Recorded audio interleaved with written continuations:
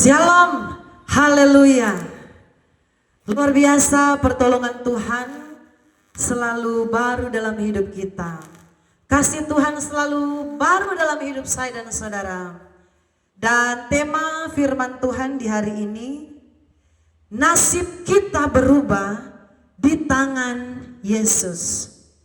Saudara, sebelum lebih lanjut, saya akan menjelaskan tentang firman Tuhan yang akan menjadi dasar di mana kita akan merenungkan betapa luar biasa firman Tuhan itu.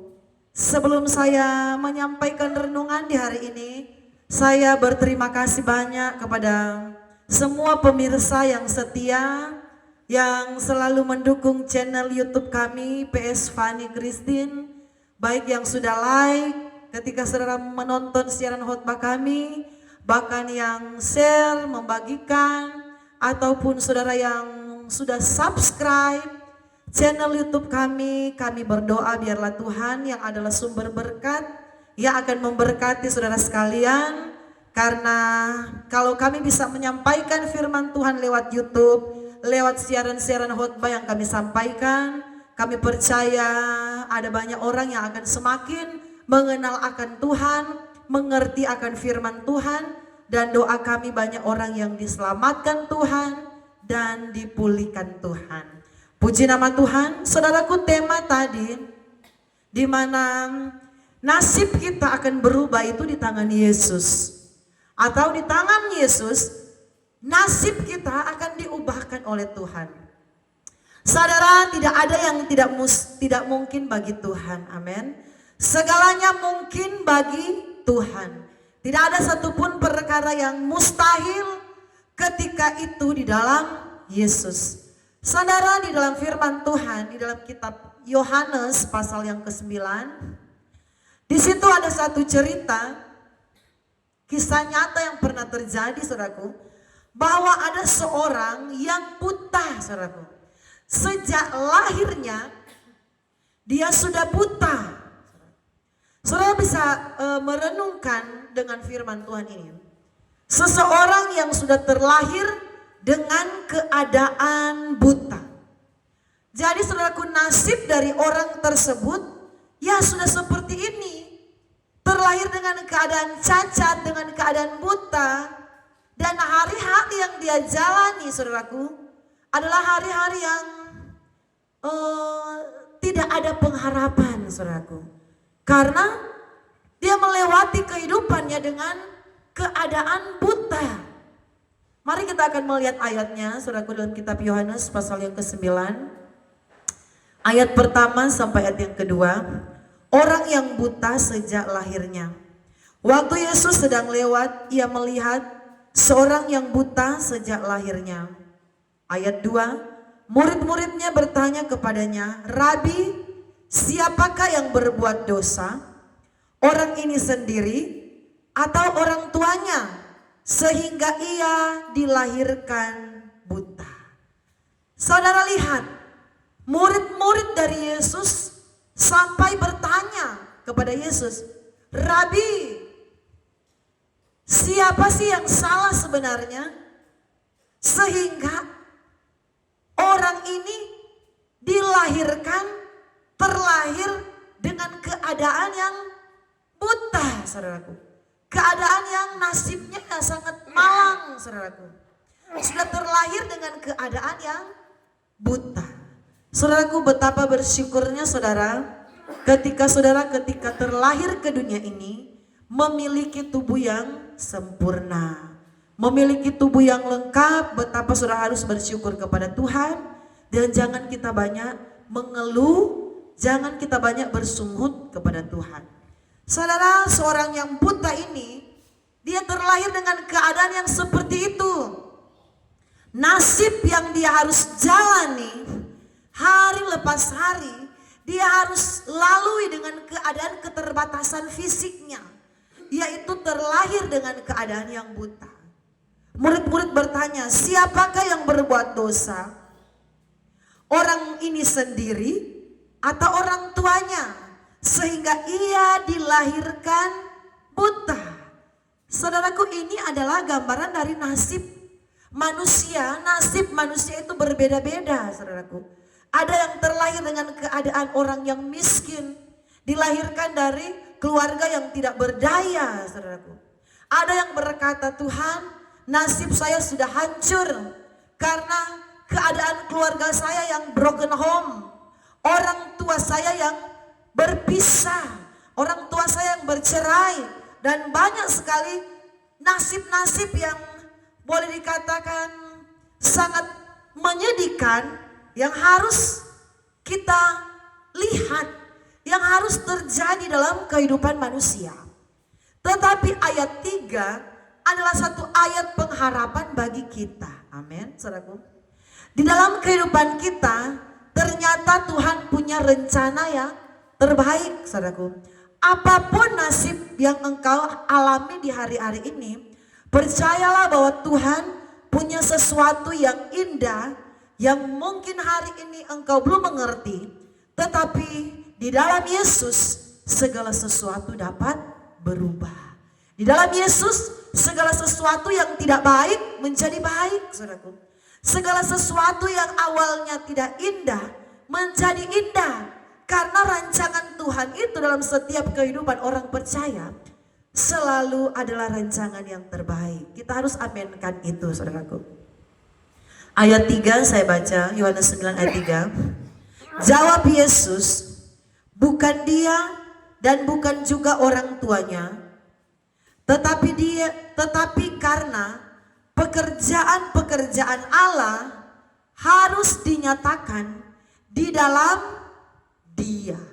Saudara lihat di sini, ketika murid-murid berkata kepada Yesus, Rabi, Guru, siapakah yang bersalah sebenarnya?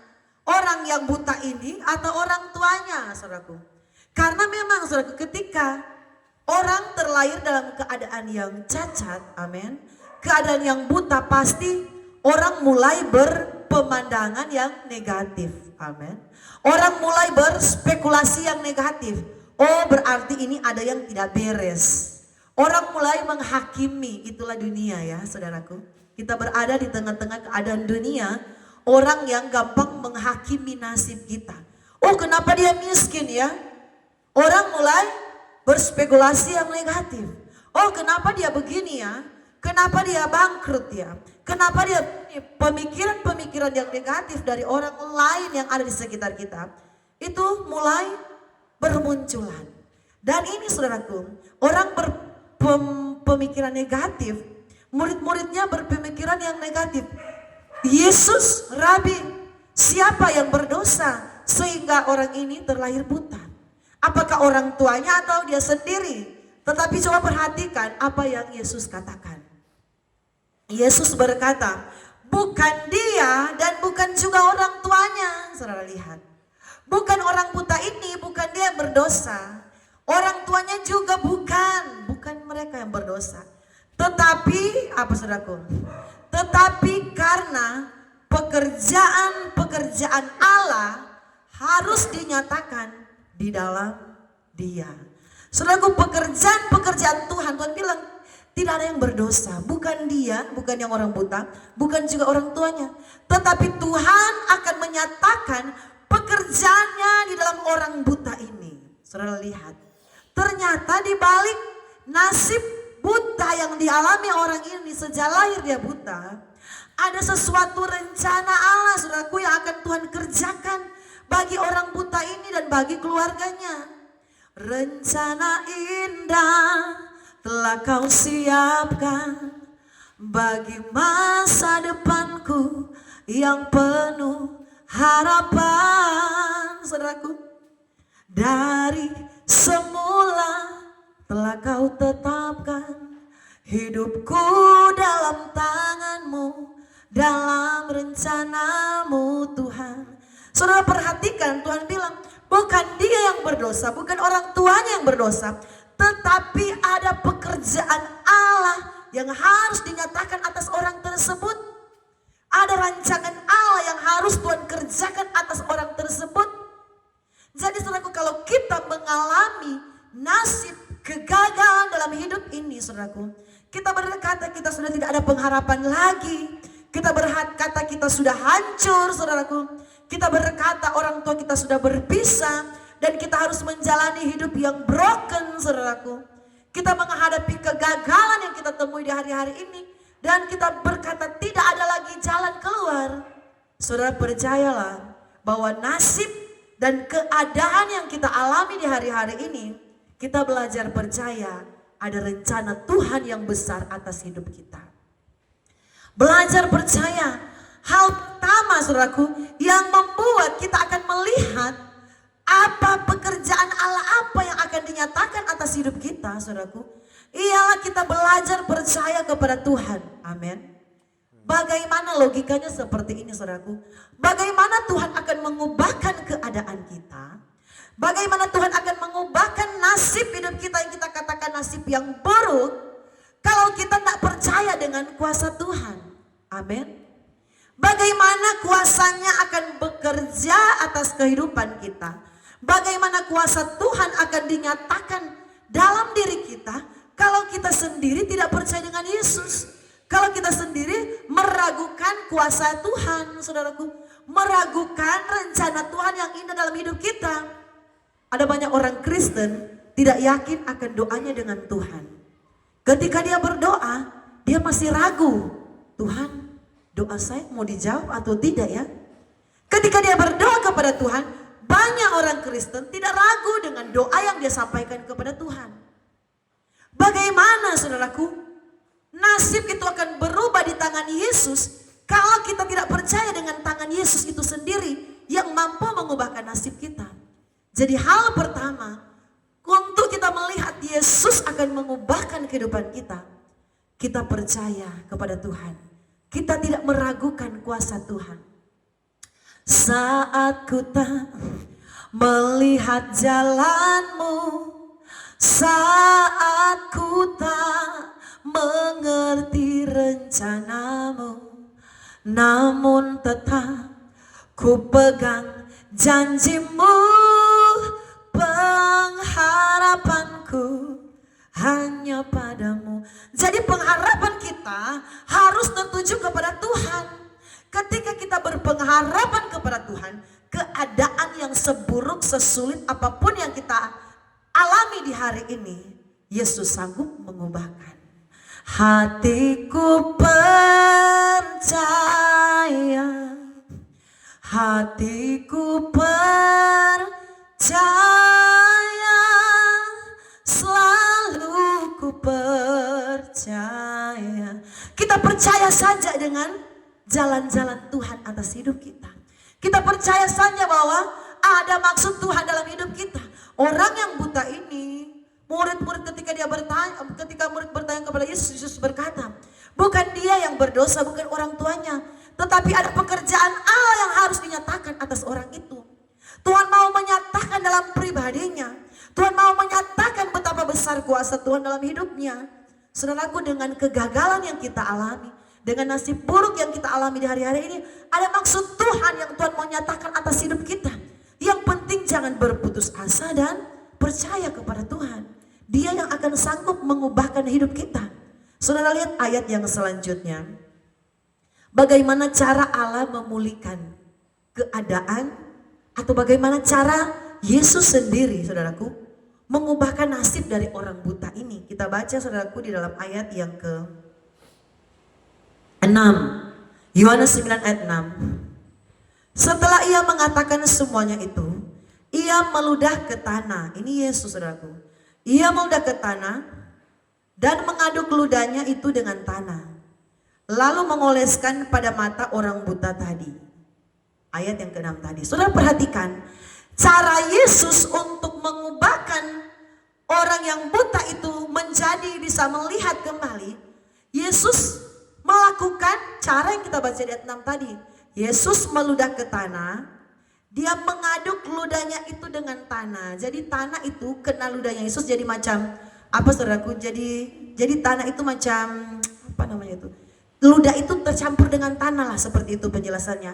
Lalu tanah yang sudah kena ludah Yesus itu, Yesus mengoleskan ke mata orang tersebut. Saudara bisa artikan ini. Kadangkala, saudaraku, cara Tuhan untuk memulihkan hidup kita adalah cara yang tidak masuk di akal kita. Amin. Cara yang tidak sesuai dengan logika. Kita mungkin berkata, kok Yesus tidak bilang dalam nama Yesus engkau sembuh. Dengan imanmu engkau sembuh. Amin, saudaraku. Tetapi kali ini, saudaraku, praktek yang Tuhan kerjakan untuk membuat orang buta tersebut melihat, nasibnya itu berubah dengan tangan Yesus. Tangan Yesus mengaduk ludah yang ada di tanah. Dia mengoleskan ke mata orang itu. Saudaraku, kita jangan banyak protes dengan Tuhan ketika cara yang harus kita lalui kadangkala tidak sesuai dengan yang kita harapkan, saudaraku. Yang kita bayangkan. Mungkin kita membayangkan, saya berdoa dalam nama Yesus sudah terjadi. Tetapi coba lihat, cara kerjanya Tuhan itu kadangkala tidak sama. Tidak sama orang yang sana Tuhan akan pulihkan dia. Tidak sama dengan Tuhan memulihkan hidup saya. Tuhan memulihkan hidup saya tidak sama dengan Tuhan memulihkan orang yang lain. Tuhan punya cara sendiri untuk memulihkan hidup kita, saudaraku. Tuhan punya cara sendiri untuk membereskan pergumulan kita. Tuhan punya cara sendiri untuk memulihkan keadaan kita. Tuhan punya cara sendiri untuk mengubahkan nasib kita. Dan ini yang dilakukan Tuhan kepada orang yang terlahir dengan keadaan buta. Nasib kita berubah di tangan Yesus. Jadi walaupun caranya model bagaimana, amin saudaraku, asalkan Yesus yang mengerjakan itu dalam hidup kita, pasti keadaan kita akan berubah, saudaraku. Cara dan model seperti apapun itu, yang penting Yesus yang mengerjakan dalam hidup kita, pasti nasib kita itu akan berubah. Saudaraku, ayat selanjutnya kita akan lihat, ayat yang ke-7. Dan berkata kepadanya, pergilah, basuhlah dirimu dalam kolam Siloam. Siloam artinya yang diutus. Maka pergilah orang itu, ia membasuh dirinya, lalu kembali dengan matanya sudah melek. Jadi saudaraku, ada dua hal yang terjadi sebelum kesembuhan itu dialami oleh orang ini, saudaraku. Yang pertama ialah saudaraku, Yesus meludah ke tanah dan mengoleskannya dengan ludah itu ke mata orang buta. Dan setelah itu Yesus berkata kepada orang buta ini, pergilah, basuhlah dirimu di kolam Siloam, yang artinya yang diutus. Maka pergilah orang itu, ia membasuh dirinya, lalu kembali dengan mata yang sudah melek atau mata yang sudah sembuh. Jadi saudaraku, hidup kita untuk mengalami pemulihan dari Tuhan, untuk melihat yang namanya saudaraku, nasib ini akan berubah di tangan Tuhan. Nasib kita akan berubah dengan cara Tuhan. Kita harus membasuh segala dosa-dosa kita. Amin. Maksudnya apa? Kita bertobat. Kita meninggalkan dosa kita.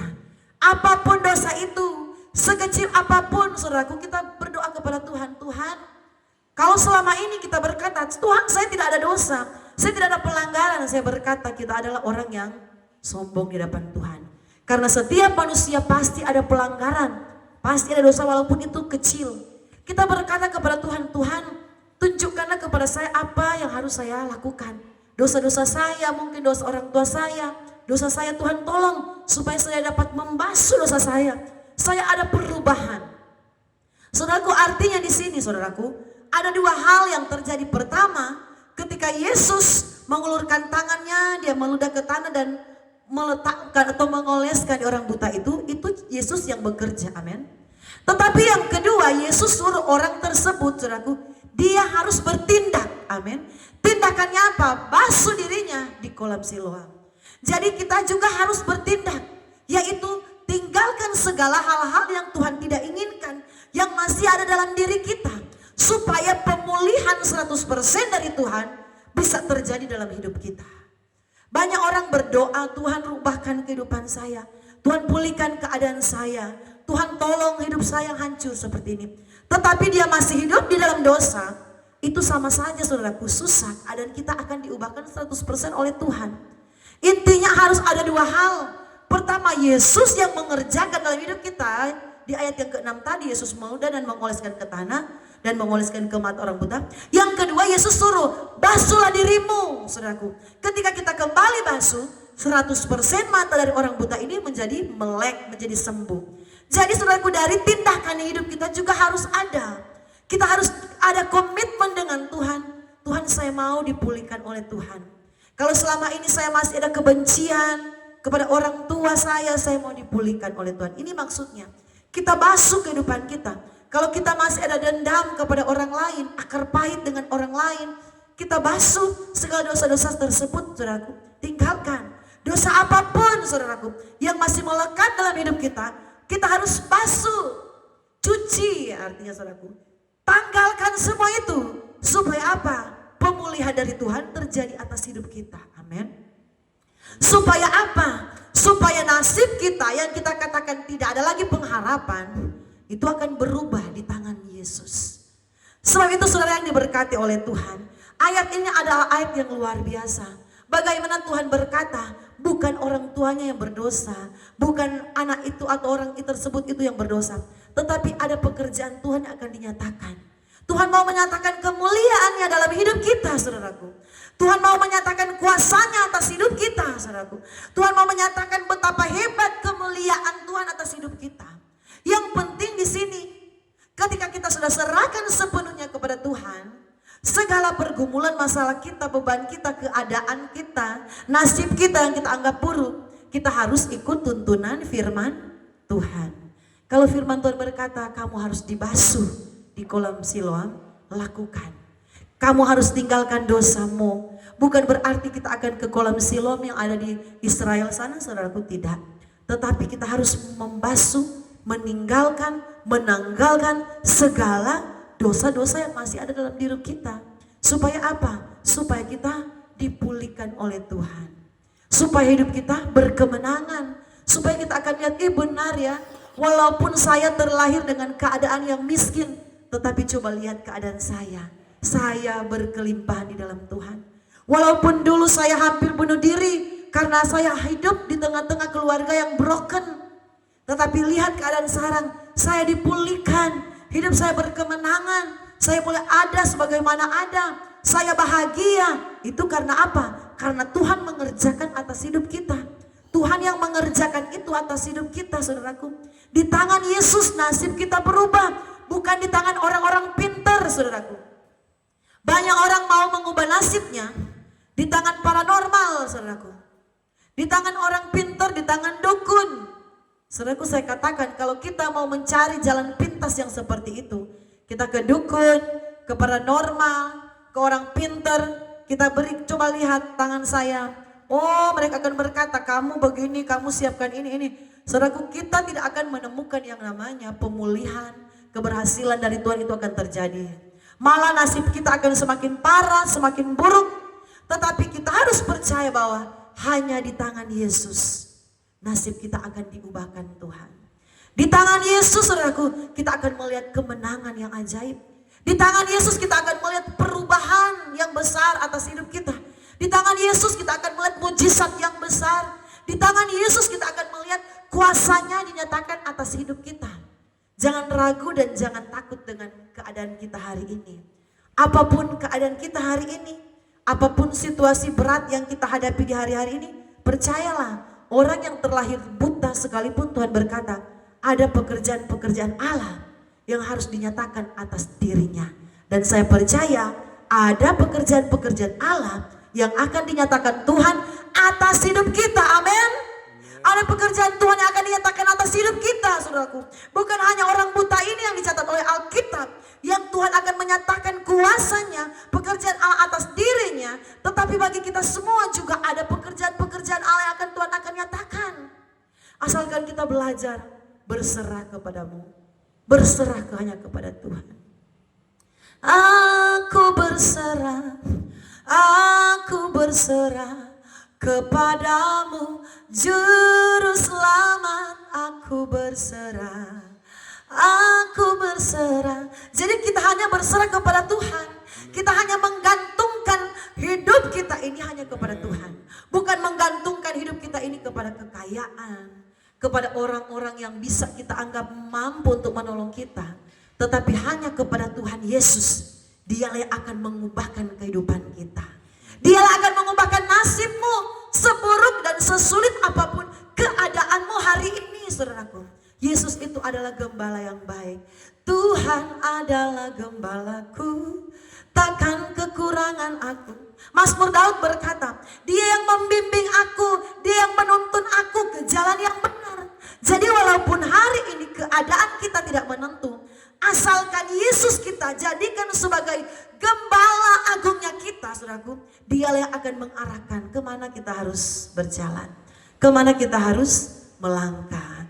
Dia membimbingku ke air yang tenang, Ia menyegarkan jiwaku. Saudaraku, ketika jiwa kita dalam keadaan tertekan, manusia mungkin tidak dapat memberikan penghiburan. Tetapi ketika jiwa kita ada dalam keadaan yang tertekan, hati kita dalam keadaan yang merana, saudaraku, percayalah, Yesus yang menyegarkan jiwa kita. Yesus yang membimbing langkah-langkah kita. Biarlah Yesus yang menuntun hidup kita. Ia menuntunku ke jalan yang benar, oleh karena namanya. Sekalipun aku berjalan dalam lembah kekelaman, walaupun kita berada dalam lembah-lembah kekelaman, itulah nasib kita saat ini, amin. Kita berada dalam lembah kekelaman, kita berada dalam kesulitan hidup, kita berada dalam keadaan yang berat. Tetapi kalau Yesus yang kita libatkan dalam hidup kita, Dia kita posisikan sebagai gembala yang menuntun hidup kita, Dia akan membimbing kita ke air yang tenang. Dia akan menuntun kita ke padang rumput yang hijau. Dia akan bawa kita ke tempat yang terbaik, saudaraku. Mari di hari-hari ini kita percayakan hidup kita kepada Tuhan. Tuhan, saya percayakan hidupku hanya kepadamu. Apapun yang saya alami, saya percaya saya tidak akan ragu. Di tangan-Mu hidup saya ini akan berubah. Di tangan Yesus hidup saya akan dipulihkan. Di tangan Yesus hidup saya akan berkemenangan. Cuma di tangan Yesus, saudaraku, bukan di tangan orang lain. Di tangan Yesus ada pengharapan. Di tangan Yesus ada kuasa yang besar. Cuma di tangan Yesus. Mari belajar percaya kepada Tuhan. Percaya dengan sepenuh hati. Percaya kepada Tuhan dengan segenap hati. Firman berkata, percayalah kepada Tuhan dengan segenap hati, maka Ia akan bertindak. Jadi Tuhan akan bertindak atas hidup kita ketika kita belajar percaya kepada Dia. Tuhan, keadaan yang seburuk apapun yang saya alami hari ini, saya yakin dalam tangan Tuhan saya akan dipulihkan. Amin. Puji nama Tuhan. Terima kasih banyak pemirsa sekalian yang ada di rumah, yang sudah like, sudah subscribe, sudah komentar. Doa kami Tuhan Yesus memberkati.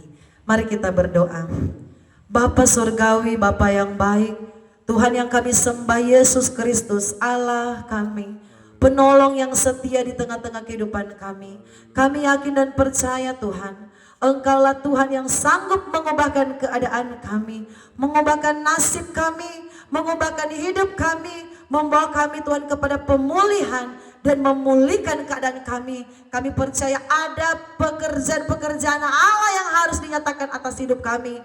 Walaupun kami harus melewati proses yang tidak gampang, tetapi kami yakin, kami percaya kuasa Tuhan selalu melingkupi hidup kami. Berkati semua pemirsa setia channel YouTube Pesvani Christine, dimanapun berada, Tuhan kiranya memberkati. Doa kami mereka semakin bertambah-tambah iman mereka, semakin kuat dalam Tuhan, semakin dewasa dalam Tuhan, dan keberkatan daripada Yesus Kristus sendiri menjadi bagian kami semua. Dalam nama Tuhan Yesus Kristus, haleluya, amin.